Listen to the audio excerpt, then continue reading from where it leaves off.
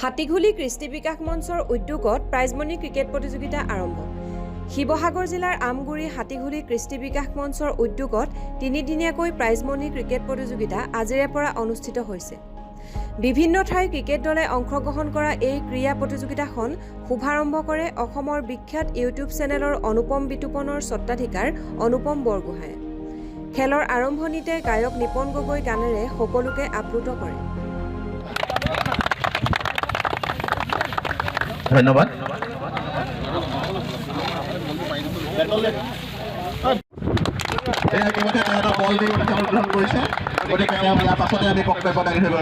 অনুৰোধ জনাইছো আমি আমাৰ নিপন গগৈক গীতৰ সহায় আগবঢ়াবৰ বাবে বিনম্ৰভাৱে অনুৰোধ জনাইছো। ধন্যবাদ।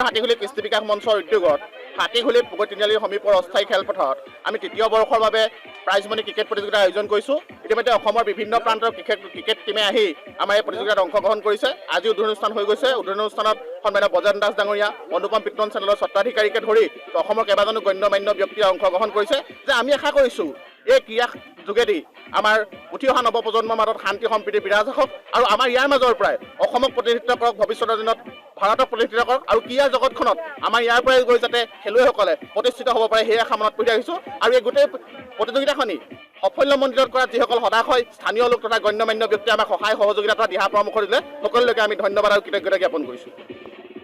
হাতীগুলি কৃষ্টি বিকাশ মঞ্চ আয়োজন কৰা টেনিছ বল ক্ৰিকেট প্ৰতিযোগিতা ইতিমধ্যে উদ্বোধন কৰা হৈ গৈছে।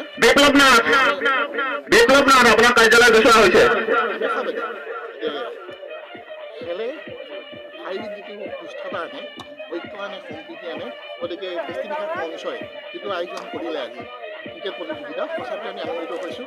আমি আশা ৰাখিম যে ভৱিষ্যত প্ৰজন্মৰ কাৰণে এইদৰে খেল আয়োজন কৰি যাওক আৰু এই খেলে সমগ্ৰ বিশ্বক এটা বাৰ্তা দি দিয়ক যাতে খেলে সকলোকে সম মৰ্যাদা দিয়ক আৰু খেলৰ যোগেদি সকলো উঠি অহা প্ৰজন্মই এটা দিশ লাভ কৰক। ধন্যবাদ।